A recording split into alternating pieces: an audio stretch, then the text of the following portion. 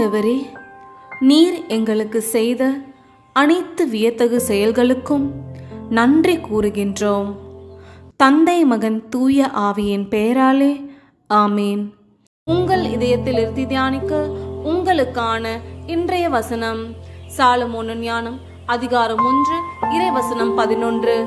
பழிசொல் கூறாது உங்கள் நாவை அடக்குங்கள், ஏனெனில் மறைவாய் பேசிய எதுவும் விளைவின்றி போகாது. பொய் சொல்லும் வாய் ஆன்மாவை கொல்லும். ஜெபம். நீதியின் அரசரே, நீர் வாழியவே.